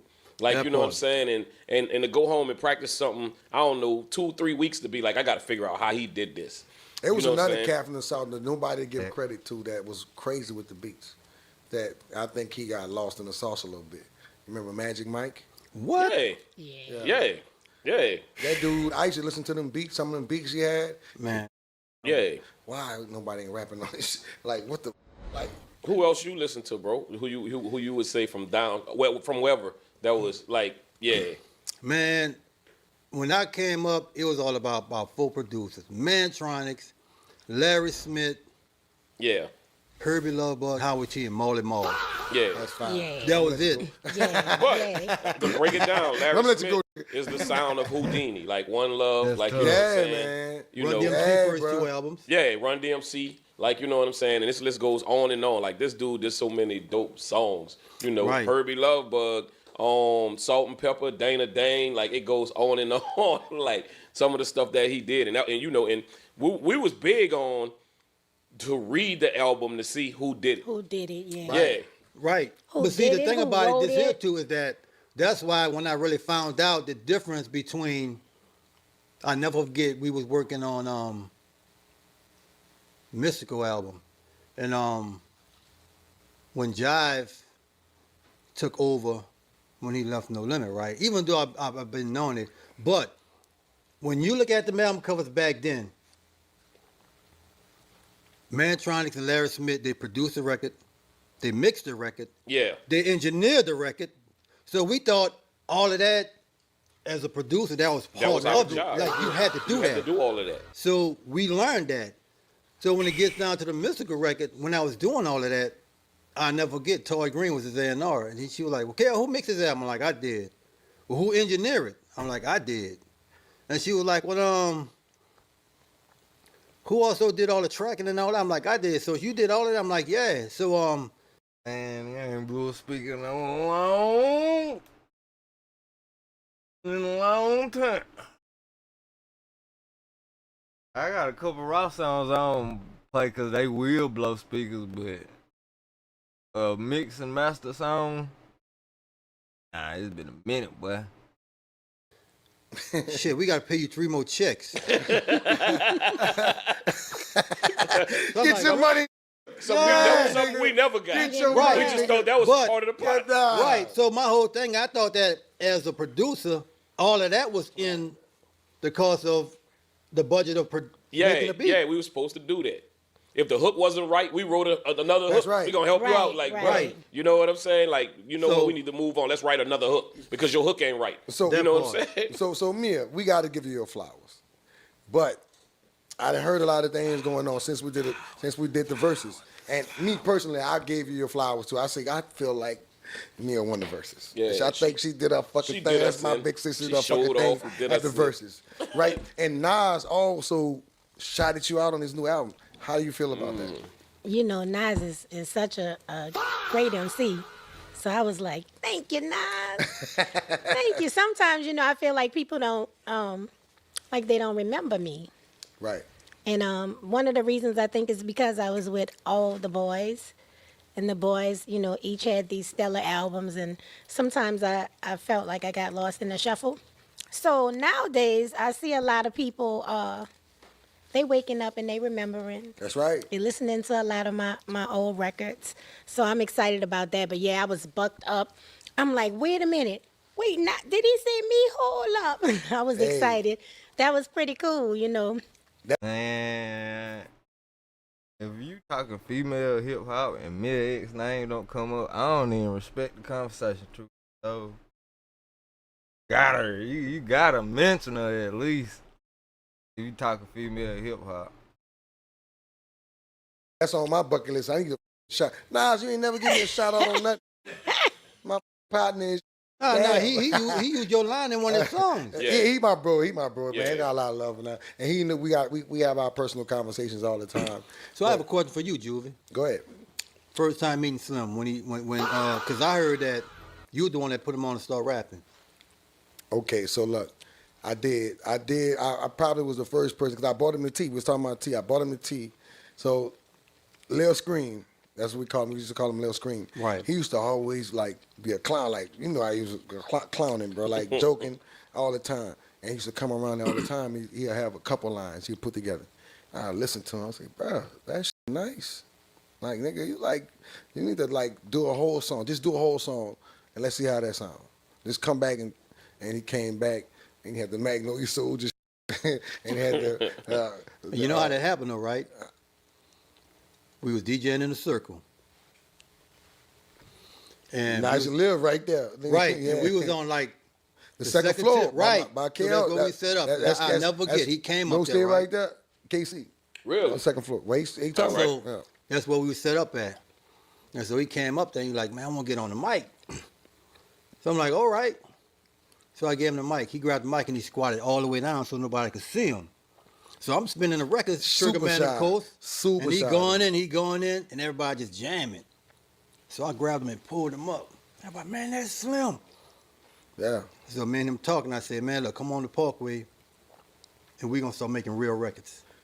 Yeah. And from that moment, that's when we started working. First song we did was I Want You Got It. Yeah. So see, when we did this little thing with T, we did Magnolia Soldiers, And King of the Gospel Be Real. Remember that? King of the Gospel Be Real. Love what up is. So that was it. So that's why I always tell people about the camouflage shit, because they always ask. I'll be like, look, bro, there's no disrespect to nobody with the camouflage, but that's Slim. That's Slim. He was telling me about that before we even, moved on. He was like, yeah, we're gonna wear camouflage. It's about the camouflage. I was like, what is you with this camouflage? What is it up with the camouflage? And he was like, Soldier Reeboks, Soldier this. He was always talking about that. I was like, okay, we gonna go do this. Went over there. T had the drum machine. I was like, look, bro, we I got $30. Thank you, brother. They can take this and do what we can do with it, make it work. And T did it. Right. I'm a soldier and you know that's true. I'm down with the Magnolia. I don't care about you. From Willa to LaSalle, the niggas got it made. A bunch of fucking soldiers that can never get played. I can't remember that because it was so long ago, but that shit was crazy. And Willa Street to LaSalle.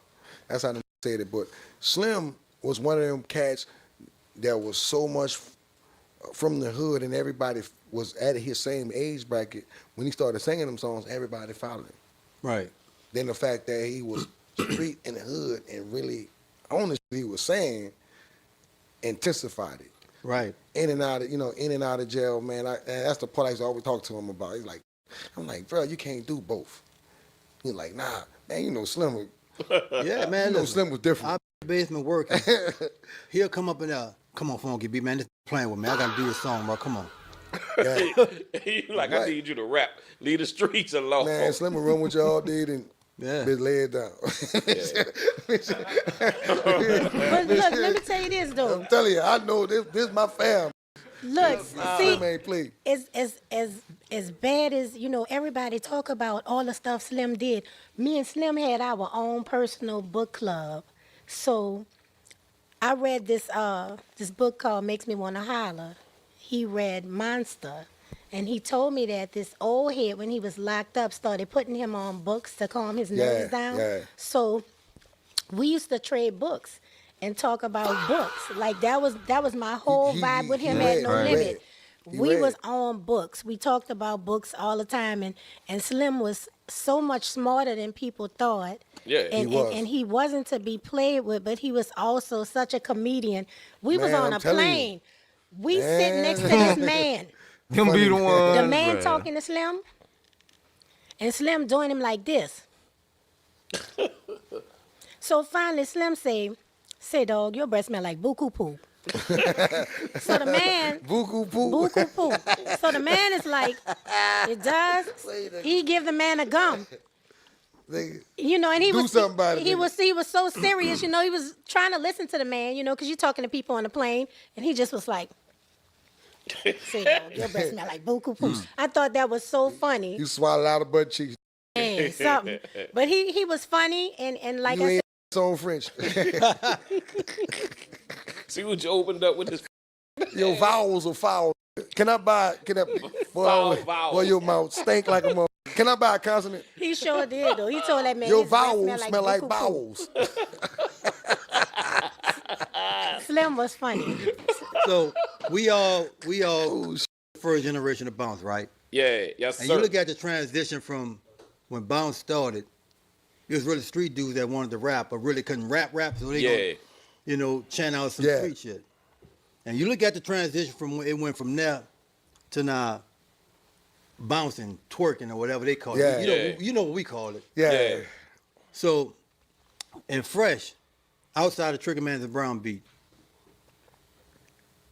Bitch Get Off Me is the go-to for all break all new bounce. For all new bounce right now. Yeah. So in the process, like when you hear that, where it take you? I mean, I think every producer got one song or maybe two or three where they just like that's solidified. For me, that's kind of like bigger than anything that somebody would say. What's your biggest song? Right. My biggest thing is that's the foundation of bounce music. That's right. You know what I'm saying? That Manny Fresh beat is the foundation of bounce music. Yes. Like, and even if you young and you don't know it, you know, it's like every time y'all use it, that's where it came from. Right. You know what I'm saying? So I think that, and one of the crazy things is before any of them even heard it, it was created in rumors when we was DJing. Right. You know what I'm saying? I started bringing my SP12, you know, because I was like, you know what? It's hard when you competing against good DJs. And it was me, him, and Duck, DJ Duck. DJ Duck. Shout And out to Duck, man. when I tell you, like, it was hard, like, I'm like, you got to compete with them. I'm like, I got to do something different. So I started bringing my drum machine and start doing bounce beats right there in On there. the spot, like, right. you know, and I tell people all the time, and you know, some people go over their head and some people gonna get it. Like the term that beat. That beat actually happened in rumors. Like people start beating on the glass and was like, play that beat, play that beat. And we always shorten something up in New Orleans. We always give it our own name. We always start giving, you know, like even Trigger Man. Yeah. That's not the name of that song. Right. We shortened it up and we started calling it that. Right. You know, like even like if a block party, we don't call it that. We call it a DJ. Like, you know, because we was overwhelmed with the DJs. We was fascinated with the DJs. Before all of that, we'd be like, we going to a DJ. It was all about the DJ. So we always made things our own. But if anything, I would say, like, yeah, that's always crazy to me because I'm like, there go that beat again. Yeah. Over and over. And y'all know that beat been played. God damn. It's the go-to Yeah, now, it's though. the go-to. It's the go-to because remember when we first was doing bounce music, we was using our parents' record. Billy Davis, what it do? Hey, bro. SHP, you know I'm over this motherfucker like, wow. There's something over here right now. That's me. Yeah. We didn't really have. Well, I'm not from that era. Gotta remember where I came from. Yeah. I'm from DJ Jimmy, T.T. Tucker. Yeah. But that's first But generation. yeah, that's first generation bounces. That's Irv spinning the We wasn't even records. calling it bounce. No. That came after me. Well, see, that's the why thing- when you say that, I don't argue with Yeah. that. Because we didn't have a label yet. It wasn't Yeah. called anything. It was Trigger Man music. Yeah. Yeah. Right. That's it. We had it was two niggas. It was turned, but in our era, wasn't no disrespect to you, but Rumors wasn't even. Oh, that No, wasn't it even was there yet. Discovery. Yeah. It wasn't there yet. Yeah. It was Big Man's, Newton's, Yeah. and Detour later. Detour, And yeah. 49 and later. 49 later. That's where it came from. That's the mecca of that. Yeah. You're talking about. It was me, Everlasting Hitman, Slim later, DJ Jimmy, and T.T. Tucker and Irv. That's the beginning of that. Yeah. Everybody else was the bounce era. Came when they start after. saying bounce, that was after us. Yeah, because I came with Hitman. Yeah. Yeah. I came no, with you Hit- was in the beginning. I know what Right, you're saying. but no, but Hitman, with my record, I really was influenced by Hitman because he was rapping. See, we was in a group together. So we was together. And me and Hitman, let me give you history on us. So Flo from the Tent Wall, from the St. Yeah. Thomas. I'm from the Tent Wall. You know what I'm saying? We used to always walk backwards and forth to the Magnolia. We was rappers that found another niche. Boom. The bounce came on us going by Hitman and started liking that. Well, and Tucker was popping. But I tell the whole story about Tucker. Tucker was in the right place at the right time. People don't know that place. Tucker never made none of them songs. I let him go with that. But Herb was my DJ. Herb was my partner. When Herb was doing Woke One Morning, and Right. that's when Herb was me. I wasn't old enough to go to Ghost Town. That's why Herb told the lyrics to him. That's why he got in the club. He ain't make none of that shit, bro. And I don't want to disrespect him because everybody give Tucker the props because he was first. Right, he But was it was first. my lyrics. That's why I was able to take it to Jimmy and do my thing with him. But he never created none of that. You know what I mean? SSP, So you just said and that. it's an argument over that because a lot of people say Tucker was first and that. Like, bro, I wish Herb was still living to tell y'all the facts. You know what I mean? Like, that dude ain't create nothing. And it's the facts. Well, Check it up that's if you don't good believe to me. know. Yeah. It's always good to know the history Right. of all of Yeah. them. It's always good to know the history of I them. always said this, and no disrespect to him, I always said, well, why he ain't make nothing else after that? Yeah. If you were so creative and you did that, why wasn't nothing after that? And then even I kept going. our even me and Mia DNA, you know, before Bounce Mia even was the came first. away. I ain't gonna lie. Mia was the first. See, I remember people don't remember. I remember Silky Slim. Like, she was Right. popping. But Mia was the first one. Mia was the one came out that. Ah, damn, Jew, let the goddamn Manny Fresh talk. Well, that. Yeah. I was bumping you like crazy. I was Yeah. like, who the f is this? Who the f- But you know what? Before Payback, Dude passionate about this shit. my answer was, y'all dropped Ask Them Hoes in 89? 89? Ask them hoes. Yeah. Ask It them was hoes. So I think 8 or 9. I was with 9. them. Because, yeah, my first. I was running with them. The answer to y'all was, my first record was 91. That was before Payback. Yeah. And then payback came because, like you said, we didn't really That know what fucking Payback bouncing was was, serious. but we just did what we did. But Manny, We had that Mantronics on the bit. We opened up for everybody. No, that's that Cash Money. Cash Money. Yes. Dun, Yes. dun, dun, dun, dun, dun. I picked each one of them records out, but it was mainly from being with New York Incorporated. So we 14 years old. It's 84. We opening up for Dougie Fresh and Slick Rick, LA Dream Team. Yeah. Then Rap Attack 86.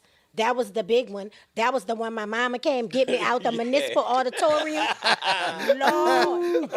Look, rap. That's my first boyfriend. All I want to do is rap. I got a D on my report card. My mama said, you can't go to the concert. I went out the window to the corner, jumped in the car.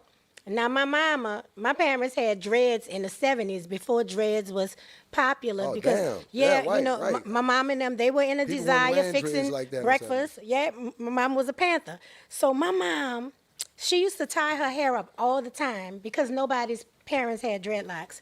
But she knew she was coming to get me, boy. She took that scarf off, them big red dreadlocks. Mom had green eyes. I could hear her saying, no, my daughter is in there. I don't give a... She is punished. She come get me. It's everybody. It's Jekyll and Hyde. It's LL. It's Salt and Pepper. It's Jazzy Jeff and the Fresh Prince. It's everybody in that second generation hip hop. Yeah. So we opening up for them. We did a lot of things as children that's unbelievable, like Showbiz Pizza Place. So I remember that. We used to always. We DJ'd in there. They would move all of the toys and rides, and we had real live, we used to call it discos, on a Saturday. We was little children in a ballroom of the Clarion Hotel, like throwing all kind of big stuff, all the Superdome dances.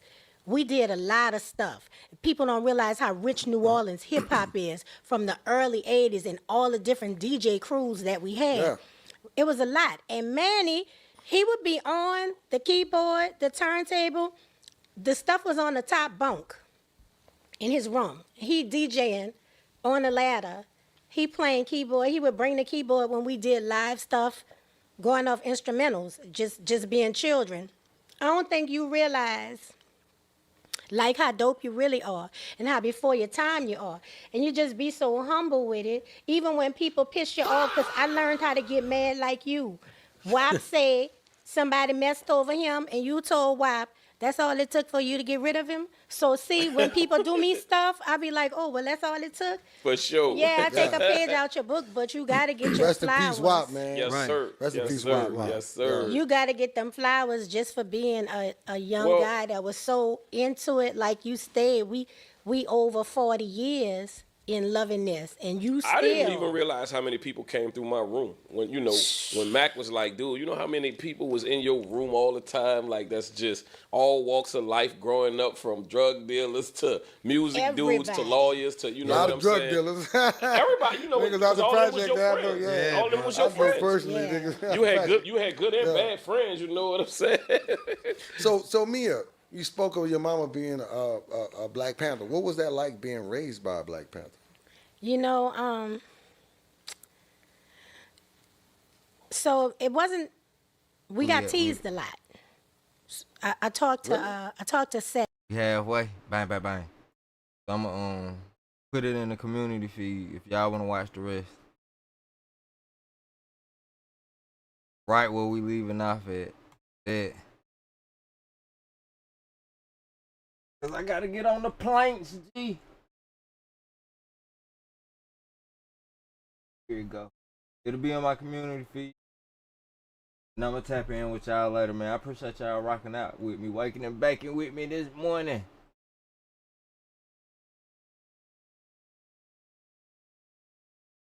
I had forgot how to type for 2 seconds. Hell yeah, man. I'm gonna tap back in with y'all later, cuz.